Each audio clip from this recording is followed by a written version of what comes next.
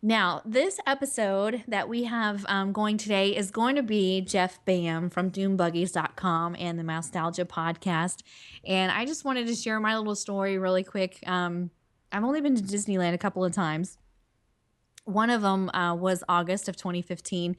And while I was out there, we had a little gathering for Mark Silverman, who is the voice of Rod Serling, the Tower of Terror. It was his birthday, and we just had a little dinner at Carthay Circle. And Jeff Bam was so sweet to drive 5 hours from where he lives to attend this little birthday gathering. And he also brought some wonderful gifts for everybody that attended. But the funny part of it is, after the dinner, part of the deal was we were all going to go ride Tower of Terror. So there was a group of about 10 of us. We all walk over to Tower of Terror, and we're in front of the attraction. And so I say, who wants to ride?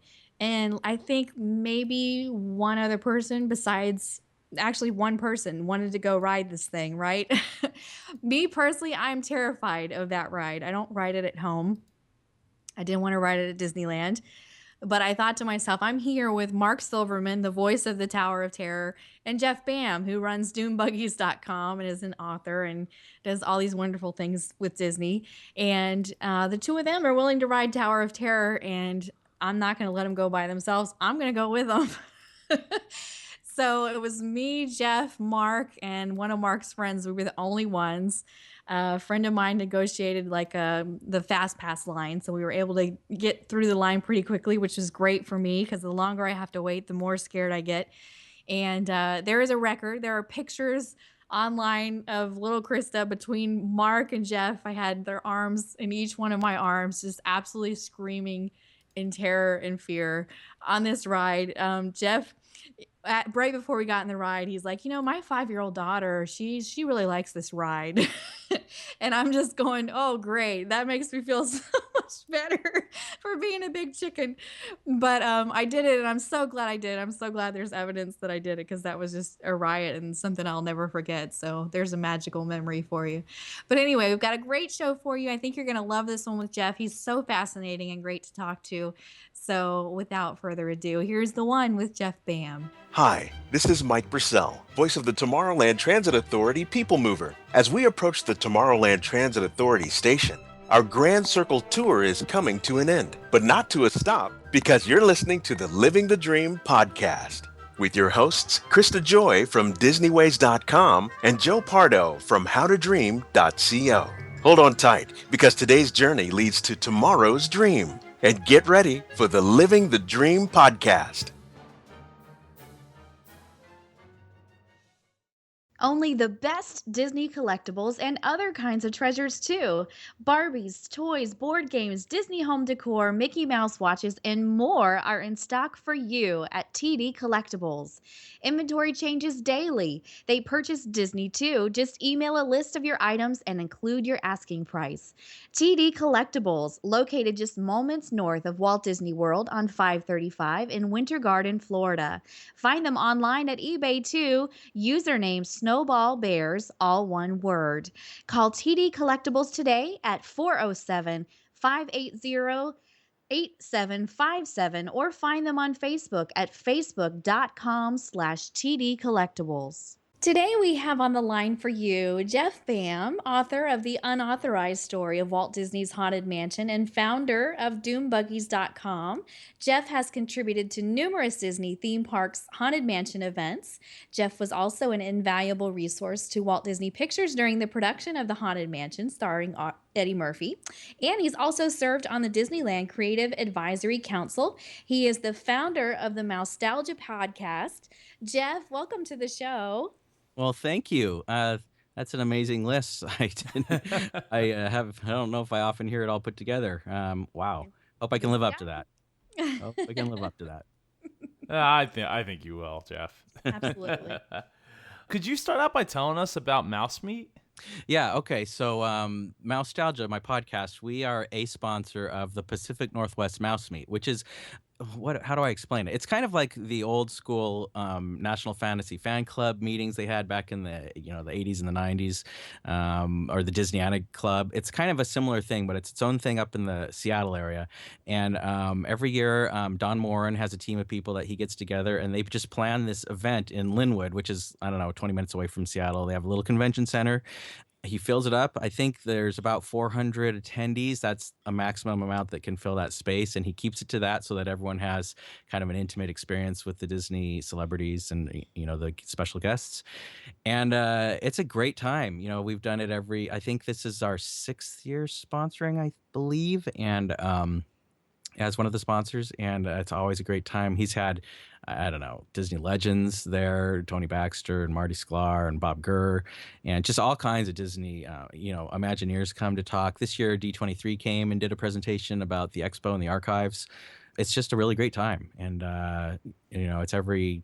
The time frame varies, but it's usually sometime in July or late June every year. So we really enjoy it. Now, I heard that you did a table reading of the Haunted Mansion with some of Yeah, these well, people, right? yeah. Well, one of the cool things about being a sponsor of the event is that we are a media organization, of course, a podcast, and so the day before the mouse meet, we sit down with the special guests after they come into town, and we have an informal kind of gathering, and we just talk to them. We can do interviews and get a feel for what they're going to talk about the next day, maybe tape record for our podcast, different things like that. So this year, I knew that he was having a Disney Voices panel with Pete Renaday. And also he was talking to Mark Silverman, the voice of Rod Serling in the Tower of Terror, and Margaret Carey, who most people know as the reference model for Tinkerbell, that Mark Davis looked at when he was animating Tinkerbell. But what a lot of people don't know is that a lot of her career has been voiceover acting for cartoons, not necessarily Disney cartoons, but she spent years and years doing like the cartoons version of the Three Stooges and all kinds of cartoon series she worked on. So she got her start doing that on Peter Pan as the voice of the Redhead Mermaid. So these 3 Disney voices were coming to the Mouse Meet to talk about Disney doing Disney voiceover work, and I knew Pete Renaday was the voice of the ghost host on the Haunted Mansion record, which I must have played that every day for at least 3 or 4 years in my Wonder Years when I was growing up. Loved that record to death, and I knew it inside and out. And I know a lot of Doom Buggies fans also kind of had that same experience with that record album. So I thought, I just, I didn't know if it was too bold or not to ask these 3 like, professional Disney voices if they would just sit around and read the Haunted Mansion script with me, but I thought it was worth a shot, right? So my co-host Kristen and I sat down and we talked to them a little bit, and then we said, this is a rare opportunity. We were just wondering, would you consider reading through the Haunted Mansion script? Because I had many years ago, I had actually bought one of the storyteller scripts that they actually used to record this record, because I'm kind of a Haunted Mansion nerd, as you'll probably find out. And, I finally felt like it was coming back to life. It had its one use back in 1969, and now we're bringing it back. And Pete Renaday was really excited about it. He said, yeah, let's give it a shot. So we just sat there and dropped a mic on the table, and we just read around, like we were, doing a first read through a play or something. And it was a ton of fun. And Pete Renaday, like the ghost host, was right there. His voice sounds the same as it did 46 years ago. It was incredible, and we just had a great time doing that. And I still kind of pinch myself. I can't believe I sat there and read through the Haunted Mansion script. I played the role of Mike, and so we all the roles in the record we took care of, and it was just a ton of fun. I'm really looking forward to hearing that, and it'll Yeah. be on your podcast, Nostalgia, right? Yeah, you'll be able to find it on Nostalgia. Actually, it should be episode 352, I believe. So look for 352, and that's it. Yeah, it was just. I think everyone will really enjoy it. It's it's a ton of fun to hear him like revisiting, that voice that I just have heard in my head for years, decades, really. So it was a lot of fun. Yeah, no, I'm totally looking forward to checking it out and just hearing the magic happen. And I'm sure as a child inside of yourself, probably screaming. Well, when we were doing it, I mean, it's a we didn't have a studio or anything. It was a room with lots of activity going on outside the door. So it's a live recording, just like a reading around a table. And Kristen, my co-host, she actually started to cry, and I just started to laugh. Like as soon as I heard his voice, and it was exactly the same, I just couldn't help but just start laughing. So you'll hear me kind of chuckling, and you'll hear her getting all verklempt, and it was just, it was definitely Disney magic right there. Oh, I wish I could have been there. Yeah, it was pretty cool. Pretty cool. Now, I'm curious as to how your love of Disneyland came about. Yeah, well, it's a good question. My parents, well, we grew up in the Bay Area, Northern California, but my parents grew up in LA and they had friends down there. And so about once a year we would go down and they'd visit their old high school friends, and they had kids, and my sister and I kind of were friends with their kids, kind of a standard situation. And so they would just take us to Disneyland to basically get rid of us for a day so they could all go to Knott's and have their chicken dinner and catch up with each other. And so probably once or twice a year, we would drive down there and do the Disneyland thing. And I think it's pretty normal for Southern California kids, but up here in Northern California, I was kind of a little bit more maybe Disneyland savvy than some of my friends. And so it just, that's where it started. It was that, and the Haunted Mansion record that I'm talking about. I mean, that was a big deal to me, and I knew that was something at Disneyland, and so that was part of it. Because I had always loved haunted houses and Halloween. I'm a, monster kid from the back in the day. So I I didn't quite put that together with Disney at the time, but I just knew this Haunted Mansion record is one of my favorite things, and this place is in Disneyland. So that was part of it, along with just that we went there regularly with with our friends, and we just run around. The four of us kids would just run around Disneyland for 14 hours while our parents were out doing whatever they were going to do. So that's where it all started, and it just has kind of snowballed ever since. Now, when you were getting started with Doom Buggies, did you think that there was other people that loved the Haunted Mansion as much as you? Um, no, well, yes and no. I mean, I knew there were fans of the Haunted Mansion, and I knew there were fans of, kind of Disney history and Disney background information, Imagineering fans and that kind of thing. And so I suspected yes. But mostly when I started Doom Buggies, I was just kind of trying to teach myself the internet and web design. And I'm a graphic designer by trade, and I kind of knew I have to know graphic design. And I had just graduated from college in the early 90s, and they didn't teach us any internet. It was just coming online at the time. And so I kind of had to teach myself that. So that was part of Doom Buggies. I had been using the Disney news groups a lot back in the mid 90s. And I just, lots of people had started websites. But back in that day, websites were mostly like a fan thing. I'm going to start a website about my favorite band or my pet rabbit, or people just would start these group pages with just pictures of stuff, and so I was kind of no different. I started my website just about the Haunted Mansion, and so, but I had already kind of collected quite a bit of stuff about the Haunted Mansion by that time. I had articles and photos and things, maybe a little bit more than the typical person. So that's kind of, I thought, well, I'm just going to make a little display about the Haunted Mansion. That'll be my website. It'll be a fan thing about the Haunted Mansion. And that's kind of where it started. I realized pretty quickly, though, that it was a little bit more special than some other things because, let's see, I launched it in October of 97, I think. And then I think that the Doom Buggies part, that was just an AOL page. And I think the Doom Buggies part came around 1998, a few months later. And then by early 1999, Disneyland called me and they said, hey, we're doing a 30th anniversary of the Haunted Mansion thing at Disneyland Park. Would you be interested in kind of a cross-promotional effort? And then that was my first actual contact with Disney in any official way. So that was pretty amazing, for me at the time. And of course, this was, I don't know, almost 20 years ago now. So, well, 18, what is it? 99, 18, 17, 18? Well, I was going to say, you're getting up on 20 years very soon here. Yeah, we're getting close. So, so that was amazing also, and they, that they kind of recognized that people were starting to congregate around this website, it was getting a little buzz. And that's where it all started. So I kind of discovered the fandom along with everyone else as the website grew. I didn't really know, but I suspected. So, so you get the phone call and you're probably like, I'm sorry. Can you hold on? I have to change my pants. Yeah, it was, well, any big Disney fan, you kind of feel like I have a chance here to interface with the company in some official way, because you just grow up hearing all about, the only thing about Disney is that they don't want to hear your ideas because then they can't ever use it again. You know what I mean? Like you kind of, just an interesting thing to be contacted and kind of establish some type of a relationship. So that was, yeah, it was a lot of fun. I was getting married the week before the Haunted Mansion event, and then my wife and I actually had to change our honeymoon a little bit so we could get back in time to get down to Disneyland for the big 30th anniversary party. But she said, that's okay. We'll abbreviate our Yosemite honeymoon a little bit because she knew it was, a really important thing for me.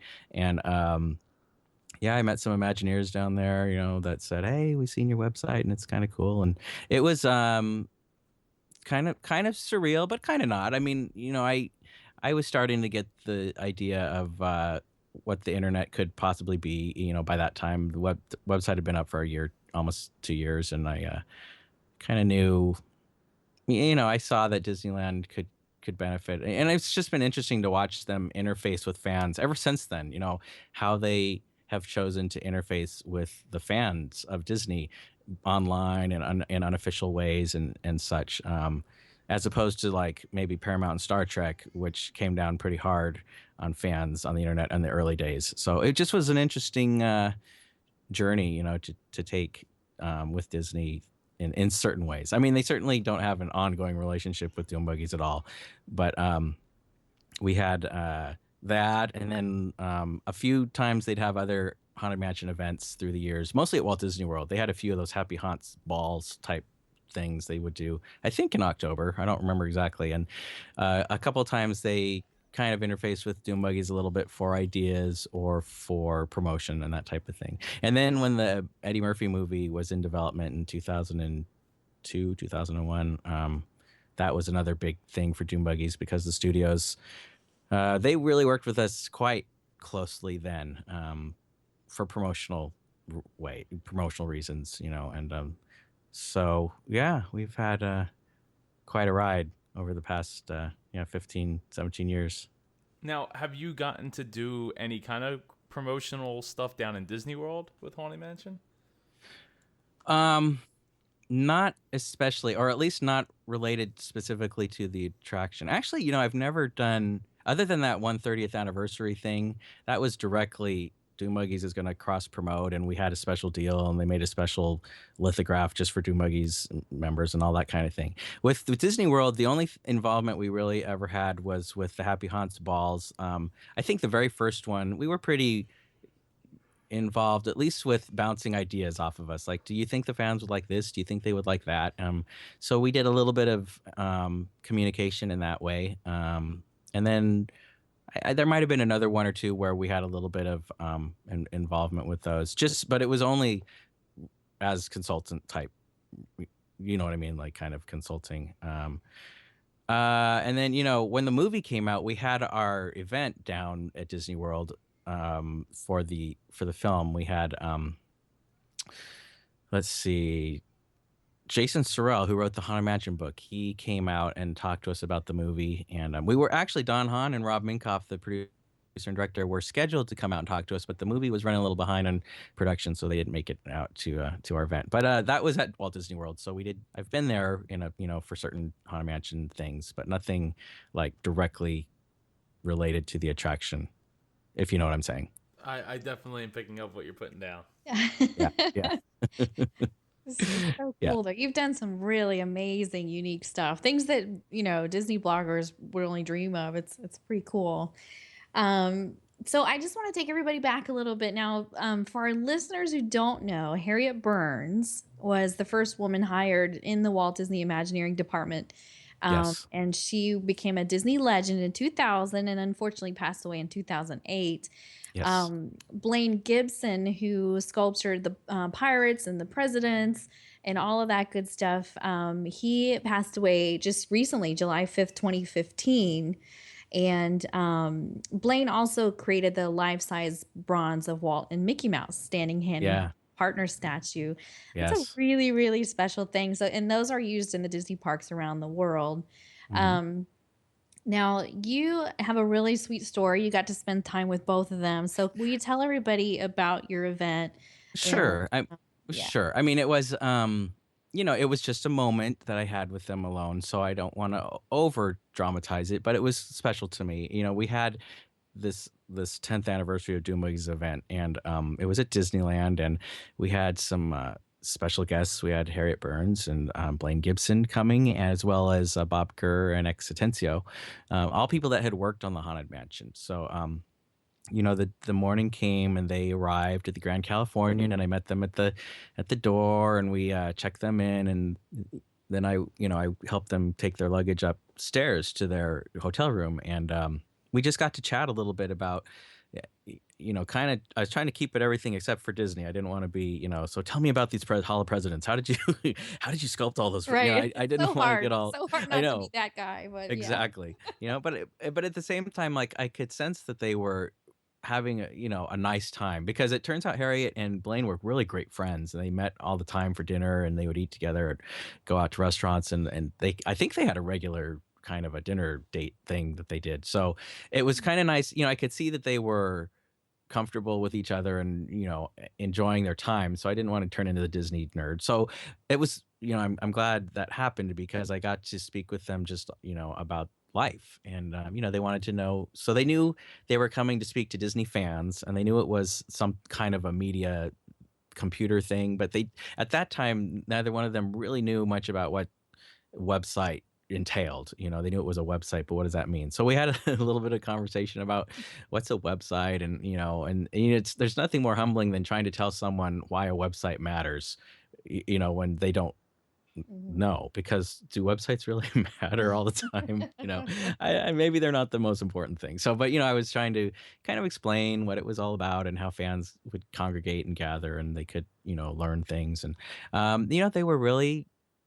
just really sweet and amazing people, and talking about their kids, and yeah, it was a nice memory. And so I checked them into their room, and left, and then we had them, of course, speak at our event that evening, and then we were able to be Disney nerds and talk about the Haunted Mansion and their Disney stuff. And but yeah, it's a nice memory. It's, now that Blaine just recently passed away, it's these Disney legends and the people that really know Walt Disney and actually worked with Walt Disney and can speak about Walt Disney's frame of mind and Walt Disney's intentions and Walt Disney's desires and personality. They're not going to be around forever. So I just kind of feel like every chance I have to know a little bit more about someone that knows something about Walt Disney specifically, that's just a valuable memory and opportunity. So yeah, that was my time with Blaine Gibson and Harriet Burns. All of maybe 15 minutes, but 15 minutes well spent. It's absolutely. And I love your Tyrus Wong stories. Can you tell everybody about Tyrus Wong? Sure.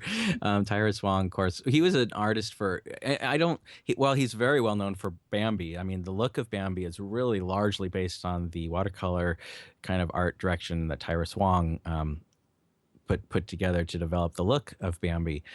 He did a lot more work for other movie studios than Disney later on, but he's a Disney legend because of his work on Bambi, and he was at the Walt Disney Family Museum. He's still, what is he now, 104 or 106? I mean, he's still flying Yeah. his kites every week, but couple of years ago, I think he was 102 or 3. I'm not even sure, but he was at the Walt Disney Family Museum on a kite day, and he was out flying kites, and I brought my daughter, and she just was amazed because he makes all these amazing kites by hand. He has these amazing dragon kites and butterflies, and he just likes to fly kites. And so yeah, I got to introduce my daughter to Tyrus Wong, and they just had a good time just talking kites. My daughter was only, I guess, 6 at the time, so she just was kind of amazed by the the beauty, of the fluttery paper. But you know, I I didn't really,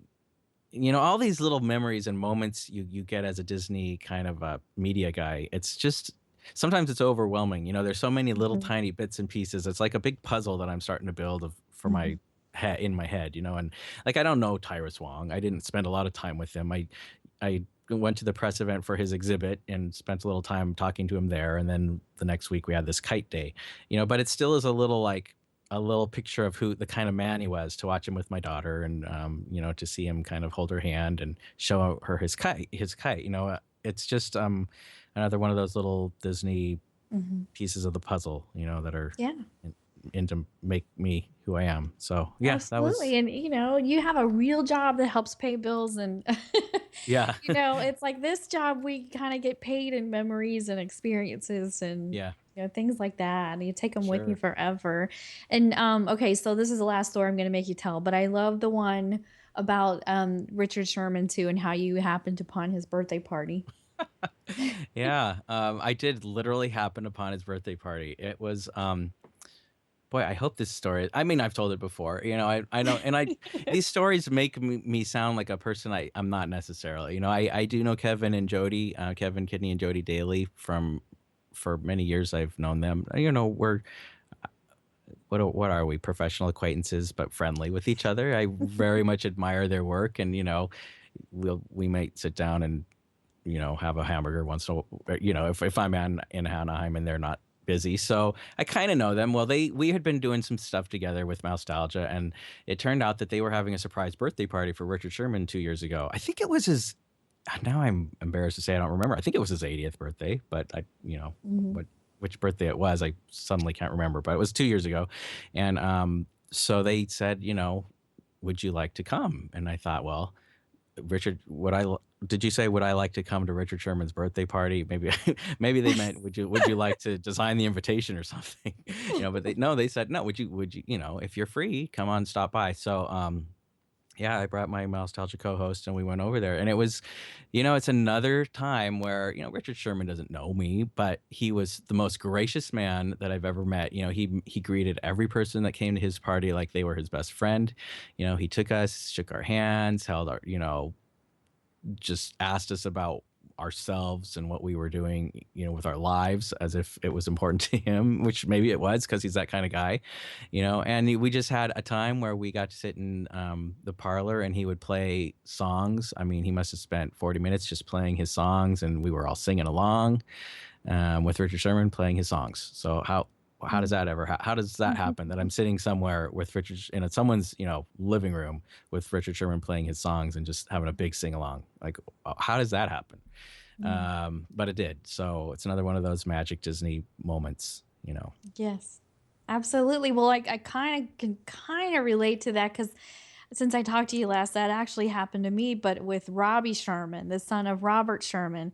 I was in a Oh, house in a living room, gathered around the grand piano, listening to Robbie sing, and I yes. thought of you. I'm like, oh, this must be what Jeff meant. This is what. Yeah. It's just like you wake up and you're like, what's happening right now? Is Uh-huh. this really me? Yeah, yeah. All the Sherman filling the room, and you just feel like this Yes, is, exactly. this is music history that I'm witnessing. Yeah, I understand. Yeah. Fun stuff. Oh, those sound like awesome stories. That again, that's how people that do what we do get paid, is in those Yeah. memories, those special times where it's like, why didn't that happen to me? Well, I didn't run a website for 15 years Yeah. about the Haunted Mansion. Yeah, it's Disney fan. There's all kinds of, even in our Disney fandom, there's all these levels of, some people have ambition and they can make their dreams real by being ambitious. I'm not an ambitious guy. I'm a phlegmatic guy, so, hey, whatever happens, I just want, people to like my product. So yeah. So now I can look back and say, I didn't shoot for anything other than to just make a great website that people really like. So I really feel fortunate and blessed to have been able to have all these different experiences, just kind of. And yeah, I mean, all I can say is, well, 20 years ago, I had the foresight to really start to decide how can I put my Disney fandom to use so that other people can kind of share it and, enjoy some of the same things. And yeah, so here we are. Do you have any Disney dreams that you would like to see come true that maybe you haven't been able to live just yet? Oh boy.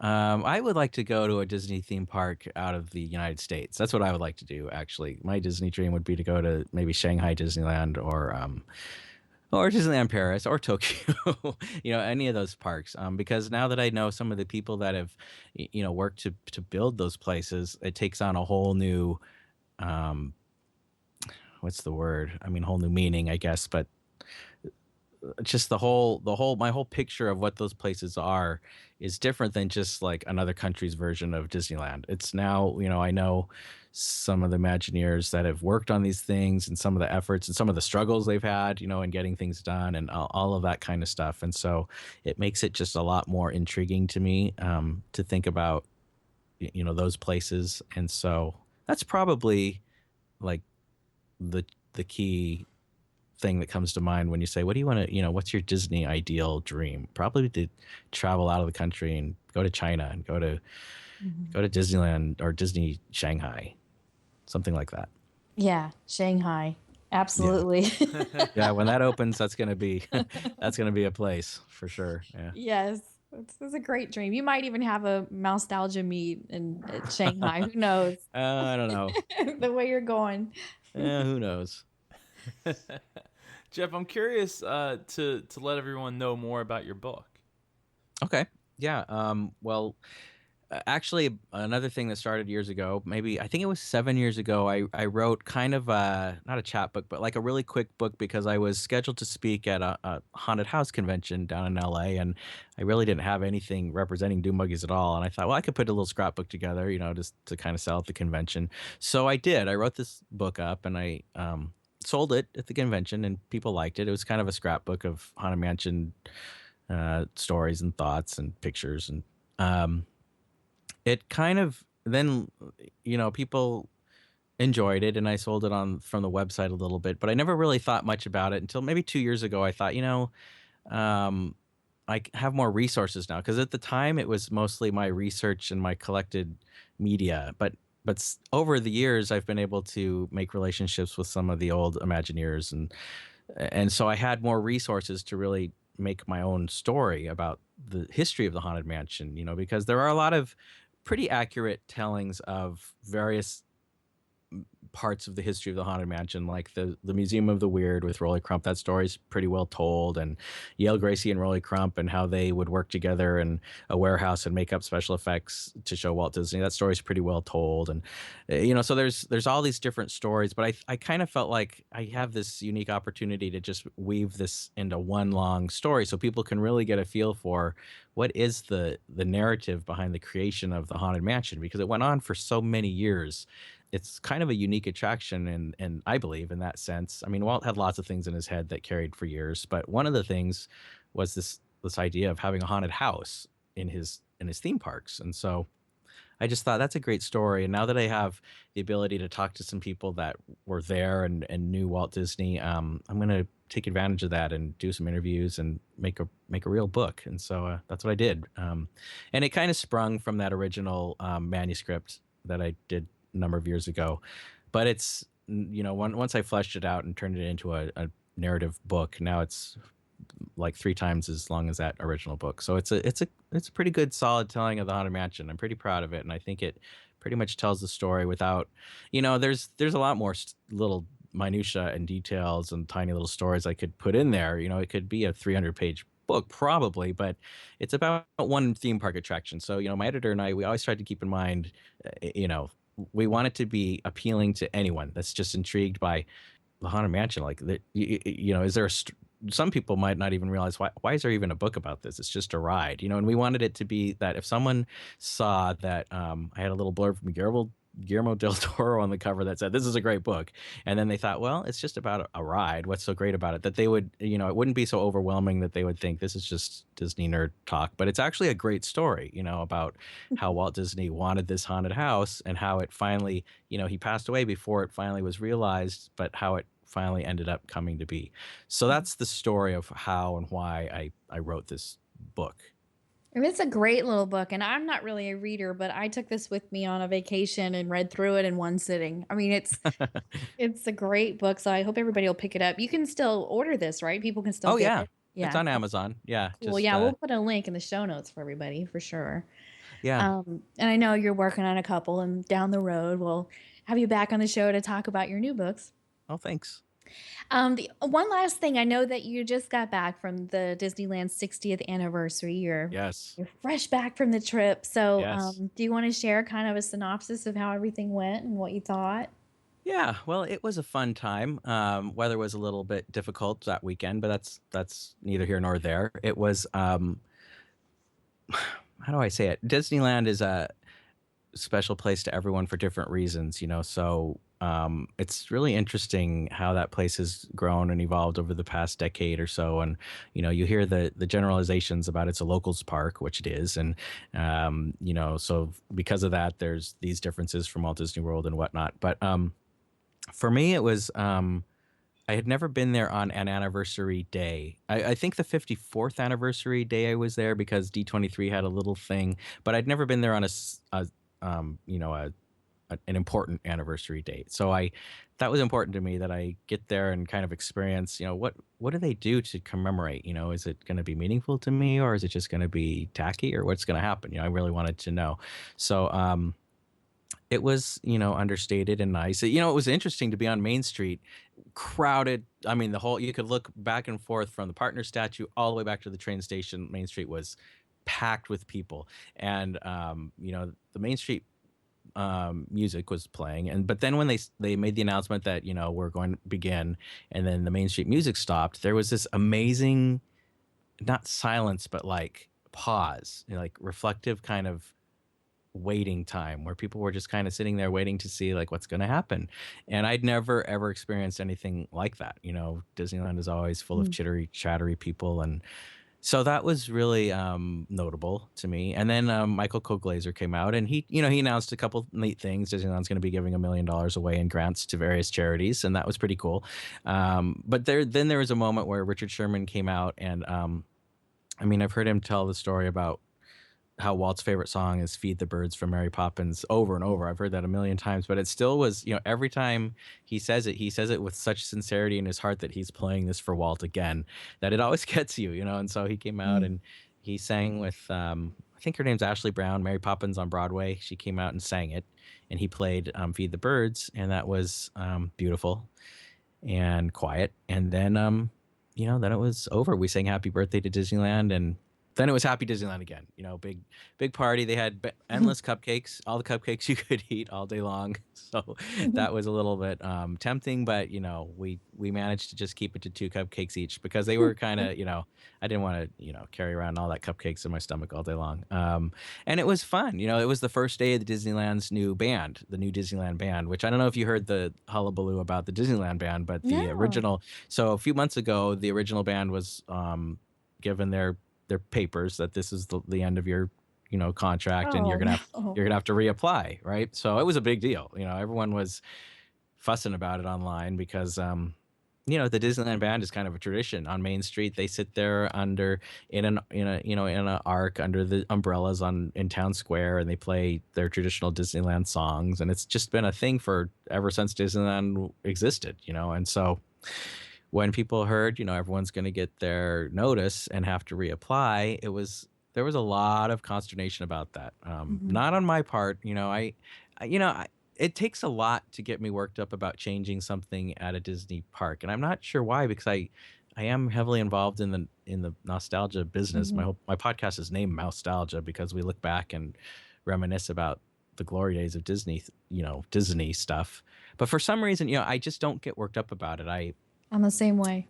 I trust that they're going to make good choices, and when they don't, I'll complain about it and just Exactly. feel lost. But I'm eager also to see what's coming. I get excited to see what's Yes. coming.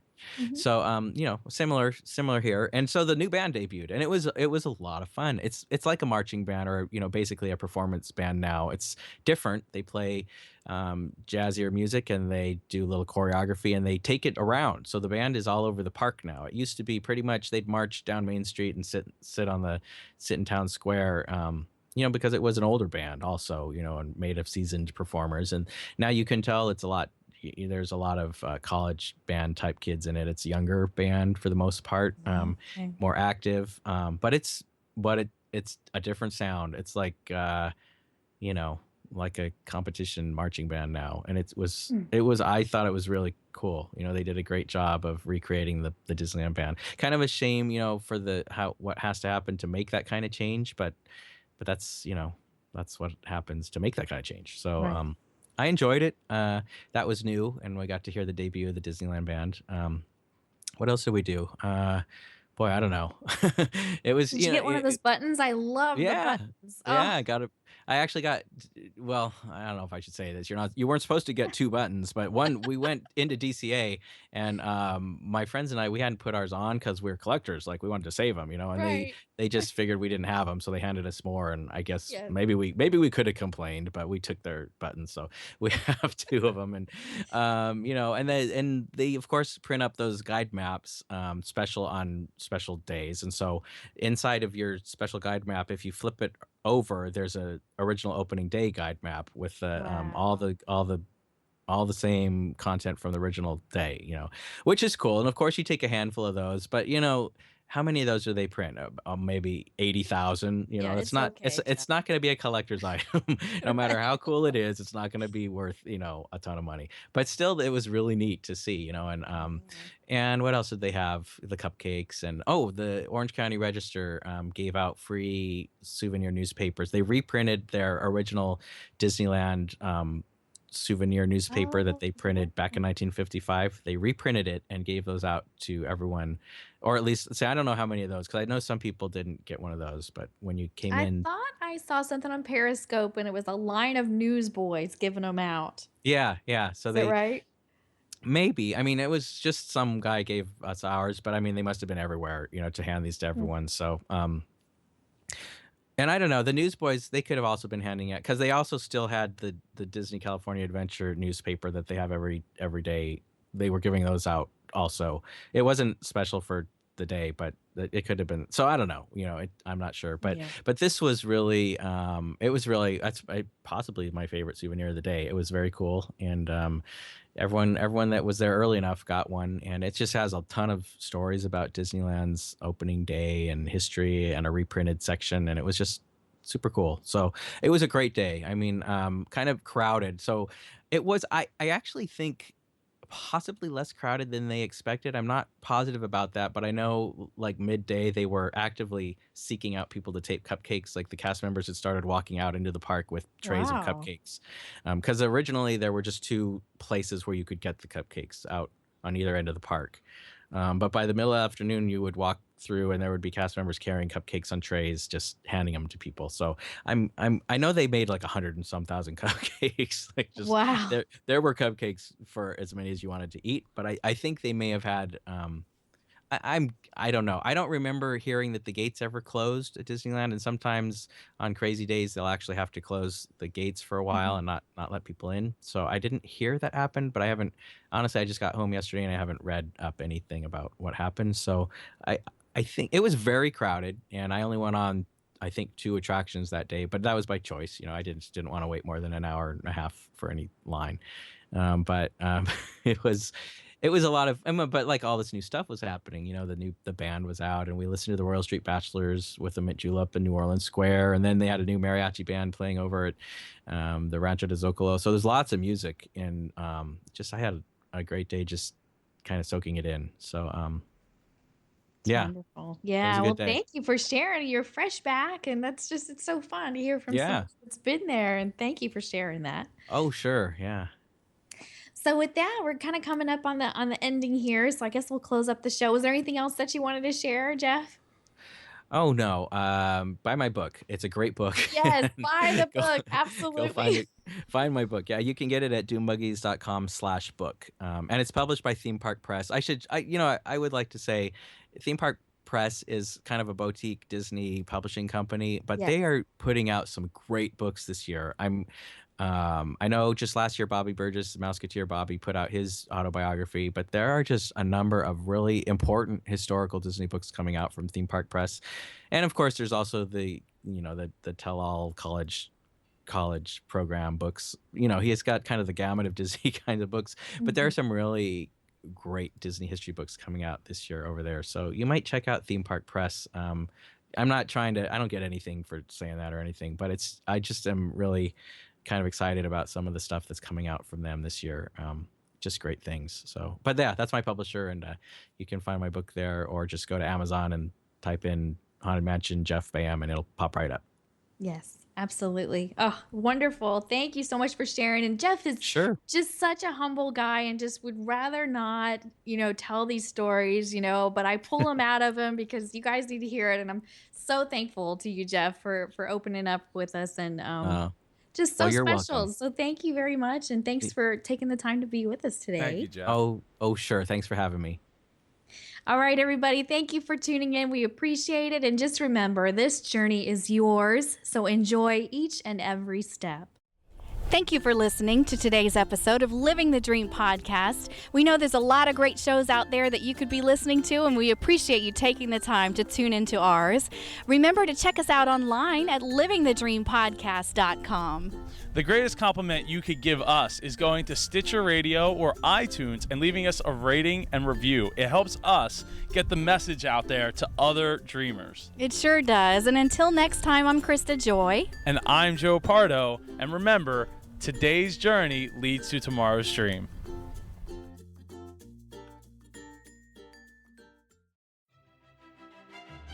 If you can dream it, Mad Hatter Adventures can help make it happen.